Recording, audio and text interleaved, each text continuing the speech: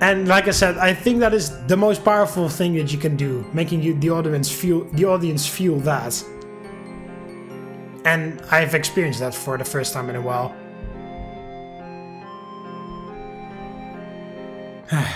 I didn't expect this to go into such long rants, but okay. For once it's not the morning sunshine that wakes me up. This time I'm shocked awake by the sound of crashing thunder. There's a storm screaming outside. Without the sun, I have no idea whether it's morning or afternoon. I check my phone. 10:24 AM. It's a bit late, but not too bad. I climb out of bed as the rain continues to pour. I sit down on the couch. Ugh. Resting my elbows on my knees, I press my face into my palms. What did I do yesterday? I yelled at Yuri for no reason. Yeah, that's what you did. Yeah, stupid, stupid, stupid. I smacked my forehead repeatedly. I got upset and allowed my emotions to get the better of me. This is my fault. I feel like my insides are being pricked by needles. I really am a failure, huh? There has to be something I can do. I need to apologize to her. Lightning continues to strike outside. I look outside my living room window. It shows no sign of stopping either. The rumbling continues to shake the ground. Flashes of white fill the glass screen. I run back upstairs. Throwing open my closet door, I grab my ring. Oh, he's going out. I'm going to apologize to Yuri in person. Okay. Yeah, well, I don't know if it's a good idea to come back to her house this quickly, but okay. I would be scared. Like, I would maybe send a text. Well, I would send a text, maybe call, although that would be a bit too scary to read for me as well. Like, if I got into if somehow I got into a fight like that with Yuri, and I of course I would realize that it was my fault, then I would also really think I wanted to apologize, but I would also didn't want to force myself into Yuri's life again, even like if she wants a moment to herself, then I don't want to immediately make it difficult for her by coming there and standing there. Then I would send a text hi Yuri, I don't know if you want, start with, I don't know if you want to speak to me, and I don't know if you hate me, but you can delete this message if you want, but I just wanted to say, I'm really sorry. I should never have yelled at you. I sincerely apologize. I wanted to tell you in person, but I'm way too scared, or just be open, just be upfront. I don't fucking care. And even so, I don't know if you hate me. You can delete this message if you want. If I fucked it up so severely, then so be it. Then I'll just have to live with that. But I just need to get it off my chest. I'm so sorry. Yeah. Just like that. And then send that. And then if she reads it and deletes it, then that's it. But at least I've said it. You know? Then I begin to prepare myself for the icy rain. Okay. What in the world? I pull my phone from my pocket. It's a random number, but I recognize the area code. Hello? Hello, may I speak to Mark, please? Speaking. And who is this? Oh, I'm calling from Northeast Medical Hospital. Hospital? And why are you calling me? You're listed as the emergency contact for Miss Sayuri. Oh my god, no, I'm still her emergency contact. Sayuri, is everything okay? Oh, she's awake! My grip loosens and my phone nearly slips out of my hand. Awake? Sayuri is awake? My mind begins racing faster than the lightning outside. This is incredible news. So incredible I forgot how to speak. Hello? Hello? Oh, I'm sorry. Can I see her? Of course. That was the whole purpose of this call. Okay, I'll be over there soon. Thank you so much. You're very welcome. Goodbye. I hang up and jam my phone back into my pocket. Without another thought, I tie my shoes and dash out into the storm. I arrive to the hospital. Its cold hallways do nothing to warm me up from the freezing rain. I begin to walk towards the secretary. That's security. I was like, what's a secretary desk? Halfway into it, the hospital doors fly open.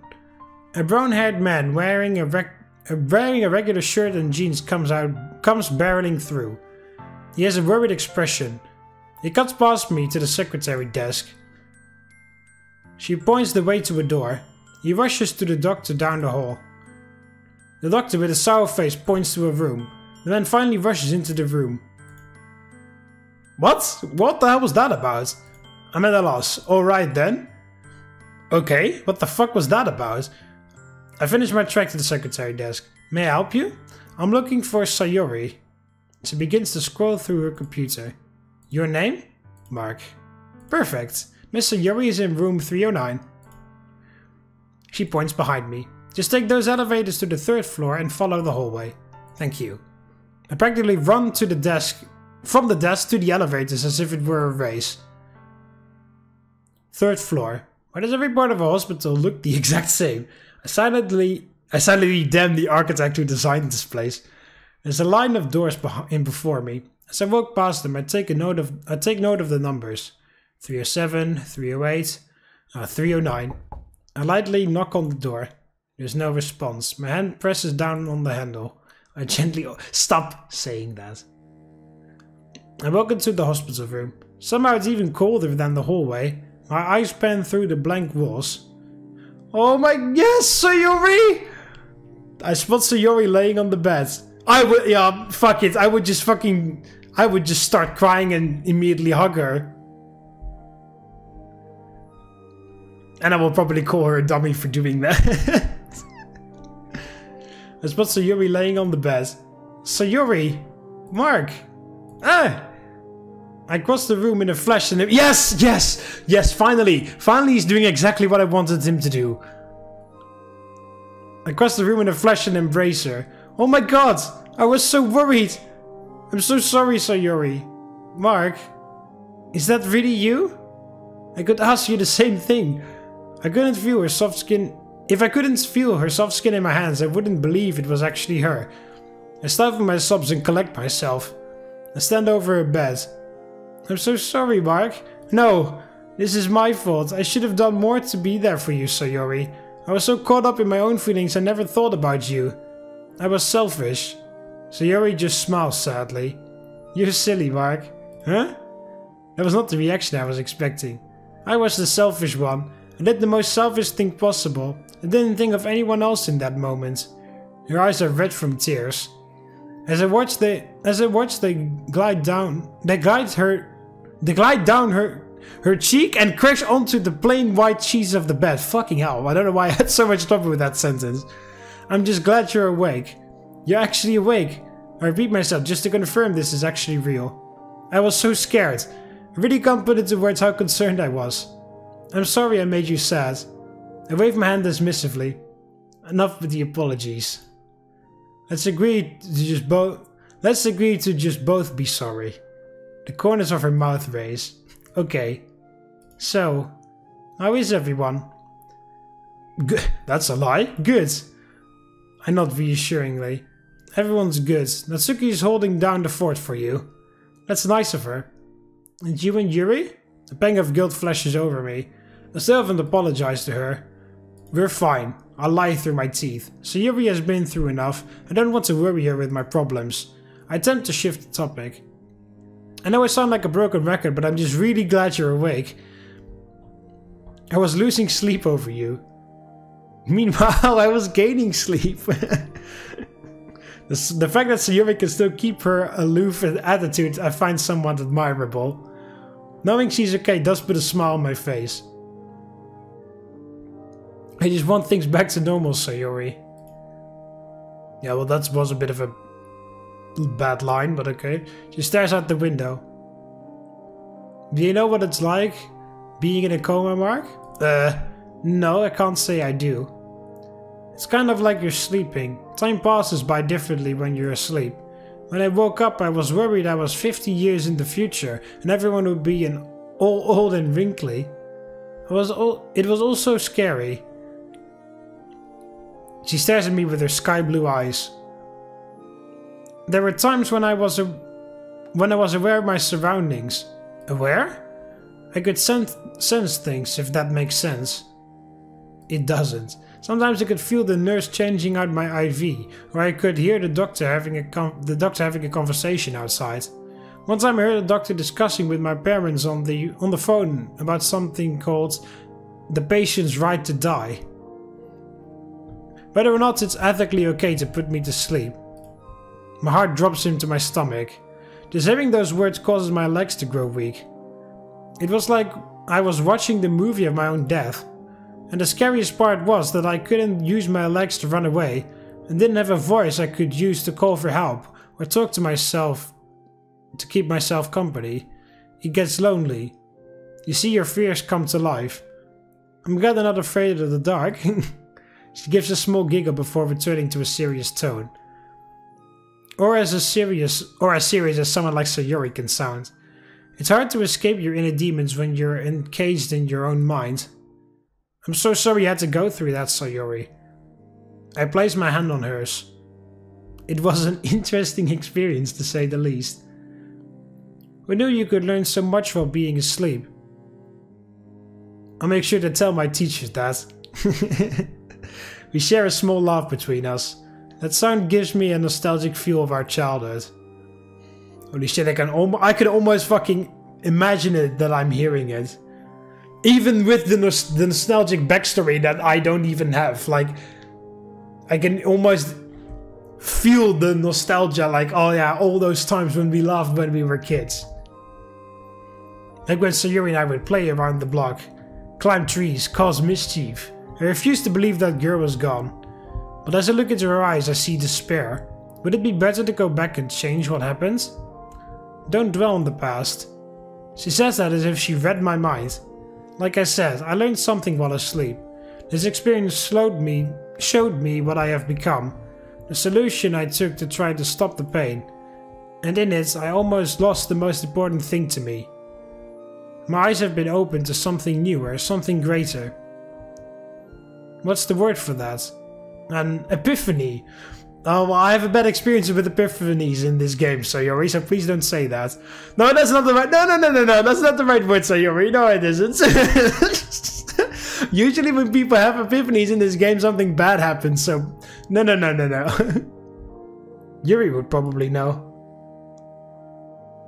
I don't know if I'll ever beat my depression, but I do know I won't let it beat me. Yeah, there we go.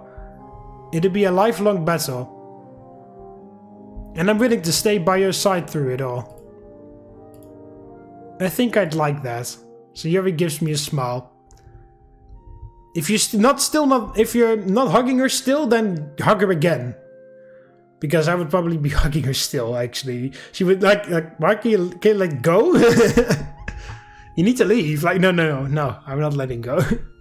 They have to drag me out of this room. And this time it's a genuine Sayori smile.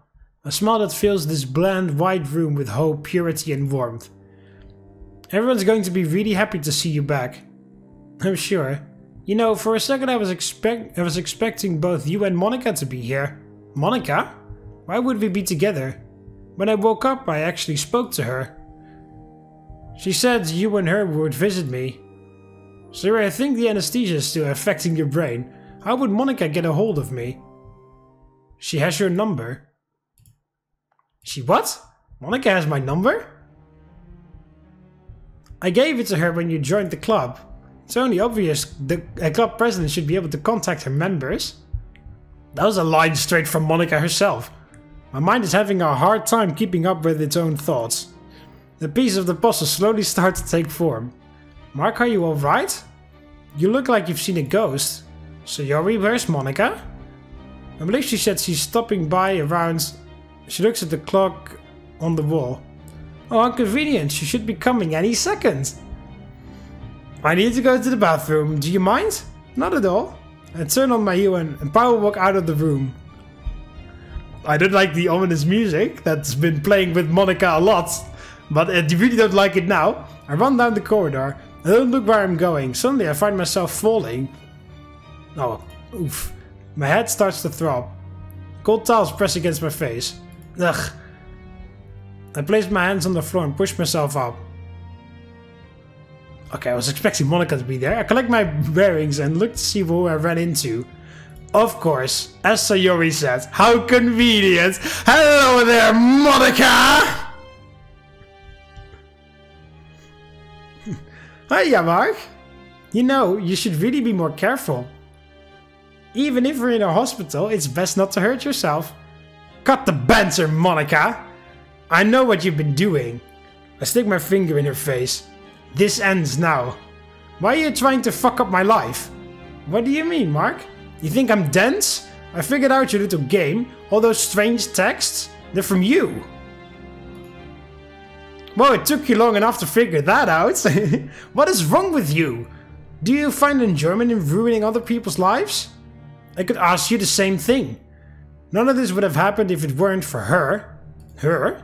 What are you talking about now? You and your little girlfriend. You think you can intrude on my life? We didn't intrude on anything. Did we ruin your perfect life? Yes. I'm stunned by your straightforward answer. You did. Everything was perfect. My family was loving. My grades were second to none. Everyone loved me. I had friends. I had a club I was proud of. The only thing missing was someone to share it with. And then you came along. And finally I had someone to share my life with. But you didn't... There's an apostrophe missing. But you didn't choose me. Monica's voice grows louder with every sentence. And there's the apostrophe again. You didn't choose me. Why, Mark? You could have had something perfect, but instead you chose a broken girl. You shut your mouth right now. I sat face to face with Monica. You can't do anything now. I tried to warn you. I tried showing you her true side, but you were too oblivious. Why? Why couldn't you have loved me instead? The hospital staff and even some patients have been silently witnessing our quarrel. Our life could have been perfect! Also, shouldn't there be some mental ward people to take Monica away at this point? Because they can clearly see that she's the crazy one, it's not me, it's not me. My life could have been perfect. Why didn't you choose me? Maybe you're not as perfect as you think. Monica is shocked by my words. I recognize that look in her eyes. It's the same look Yuri showed when she confessed about her depression. The same one Natsuki showed when she spoke of her father. It's even the same look Yuri had when she told me about her cutting. They all share the same look in their eyes. The look of fear. Fear of being lost in an unforgiving world. I didn't want any of this, Monica. I just wanted a normal life, but that's not what was given to me. Just like you, I had dreams of a perfect life, but this world isn't perfect. You have to learn that eventually. Monica looks heartbroken. Her words come out as a whisper. No. No, no, no, no! I worked too hard for this! I worked too hard to get what I wanted! But in the end, Monica gazes down the hall where room 309 is. I heard the ones I love. Love. What a stupid word. You need to accept the past, Monica. Everything you do has consequences. You have to live with them. But you can still change who you are. Why did I say that? Maybe it's the look in Monica's eyes. They all share the same look. Just like Yuri, Monica is a lost girl in a cruel world. I feel a little pity for her. We can forgive you. Monica shakes her head. You don't know what I've done. It'll be okay, Monica. I told everyone. Told everyone what? It was the only way to get her out of the picture. Monica's emerald eyes begin to turn red. And once again I find myself eye level with a crying girl. Told everyone what? I have connections with a lot of people in school. Okay, yeah, I knew it, that she would be the one sending all those texts. I sent a message out to nearly the entire student body. Monica, what was in those messages? She refuses to look at me. I told everyone. About Yuri. About her cutting. For just a moment my heart stops beating. I stand there for a while in shock. The sound of nurses walking by, EKGs beeping, and even the storm outside has been drowned by my own silence. I feel like I'm floating in a void. And as I stare into the abyss, it stares back. Same feeling when I was told Sayuri was in a coma, but this time I'm not crying. I become numb to pain. Time doesn't heal wounds on the heart. They just fill with scar tissue and pain and the pain lessens, but the pain never truly leaves. Why, Monica? It was the only option I had left. The only way I knew to bring you to me. This is why Yuri wanted to drop out. Whenever she goes to school, everyone will know what she's been hiding. Everyone will see her as the girl who cost herself for pleasure. My mind races and my heart beats out of my chest. I can hear my own blood flowing rapidly throughout my body. My eyes begin to flutter to every single inch of these colored holes. I whispered to myself, I need to find Yuri. Even after all this, you still can't let her go. Well, especially not at this point, Monica. I mean, what the fuck do you expect me to do now? Just come crashing into your arms like, oh my god, I'm in love with you? Of course not! Like, what the fuck? Of course, I need to... Now I know what's going on, I need to go to Yuri. I look up at Monica. Every cell in my body wants to beat her to the ground. I ball my fist. Oh no, don't punch her. I mean, that's definitely terrible what she did, but... All I need to do for my nervous system to send a signal to send my hand flying through the air. But I just stand still.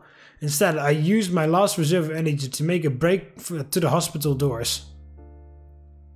Well, there's the weird ass rain again. My feet carry me as I trudge through the icy rain to Yuri's house. I throw myself against the front door and reach for the knob. Locked. I don't bother knocking. I clumsily lift the doormat to find the spare key. After numerous attempts with my shaky hands, I finally stick the key in. Once I hear the bolts turn, I throw open the door. I print my eyes frantically through the downstairs of Yuri's house. It's barren. I search everywhere, but there's no signs of Yuri. She had to have left some sort of trace. I begin opening all her drawers and cabinets. Well, maybe check her bedroom first, or whatever. Upon opening one drawer, I find something that looks familiar.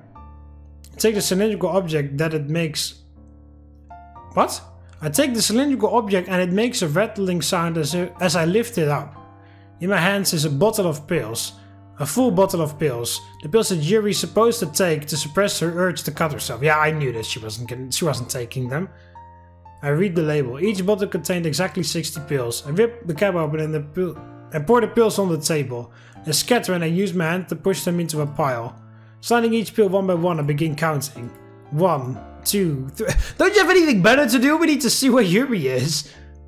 9, 18, 25, 36, 49, 57, 58, 59. With my index finger, I slide the last pill next to the others. 60. I stare blankly at the pile of medicine, unable to focus my thoughts. For a second I even begin to forget where I am. What the... I'm interrupted by a single raindrop hitting the counter and making a small splash, followed by another one and another. I look up. To my surprise, the wet spot on the ceiling... A wet spot on the ceiling has appeared and is leaking. At first I assume the rain, but then I remember I'm on the first floor. An imaginary blueprint of Yuri's house begins to form in my head. If I'm in the kitchen, then directly above me should be Yuri's bathroom. I rush upstairs at an ungodly speed. I crash through the bedroom doors. Immediately my eyes begin to look around for any signs of Yuri. Alas, there's no one here. Except, beside the bed, is an open box. My stomach churns as I slowly creep towards it. It's Yuri's knife collection, we never threw it out. Oh, it's Yuri's knife collection, period. We never threw it out. As I walk up to it, I notice a single empty spot where a blade once laid. There's something else I notice. The sound of water. Not the melodic orchestra of raindrops on the roof. The running water of a faucet. Oh no, please tell me she's gonna be dead. I know it, she's gonna be dead. I crane my neck towards the sounds. It's coming from the bathroom. Or she's about to do it, but I'm very scared that she has already done it. Reach out and tightly grip the handle. Locked. I have no intention on knocking. I step back and prepare myself. Yeah, charging the door, not even saving here. I run at full speed at the door. My shoulder connects to the wood and I'm bounced back. Again! I plant my feet firmly. Another sprint to the door. Again I hit the door. I'm bounced onto the floor. My shoulder aches in pain. I get up and plant my feet again. 3rd time's the charm. Run full speed. I hurl my body against the wood. It gives, but it doesn't open. Once again I'm on the floor. The door's busted off its hinges. My body is crying in pain. I use my good arm to push myself up. After collecting myself, I replant my feet. Again! I summon every bit of strength I have. My shoulder crashes into the door one last time. It breaks open. I lay on the floor, my energy sapped. I can no longer move my arm. I fear I've dislocated it. My arm is screaming in agony. Ugh. I try to move, but I'm in too much pain. Ugh. Oh, ah! I also notice I'm wet. Sweat? No, not sweat, but water. The floor has become covered with... Oh, she's already dead. She's already dead. I try to collect myself as much as I can. With my good arm, I steady myself and look up. Oh my... No! No! No! No!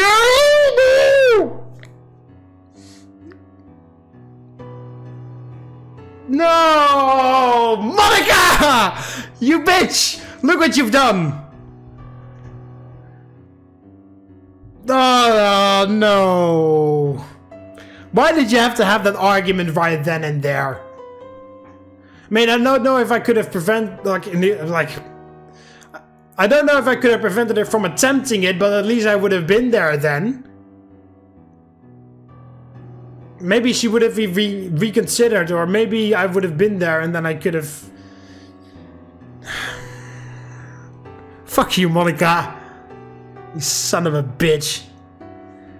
What the hell? No. I tried to shout this, but my voice barely comes out. No, no, no! I sprawl towards the top. Yuri lays in a red-tinted water-filled tub. I don't even know how to pronounce that. I hunch over the toilet. Oh, that's puking noises, okay. However, my stomach is empty and my abdomen just cramps and tightens. My vision begins to blur as tales fill my ears. Ears? Eyes! I watch as they crash and join the scarlet river on the tile floor. To say I can't think properly is an understatement. I lift myself up. There's no pain as the adrenaline courses through my body. Yuri! Yuri! I grab her chin and tilt her face towards me. Yuri! I shout in denial over her still body. Her fair skin is now turned pure white. Her purple hair now tinted red from the pool. I lift her arm out of the water. They show new lines, each going perpendicular to the ones of the past. Her emotionless face stares into nothingness. I just sit on the bloodstained floor and stare at her. Tears continue to flow down my face. The only thing I can do is stare into her lavender eyes. And for the first time, the filter peers back into mine.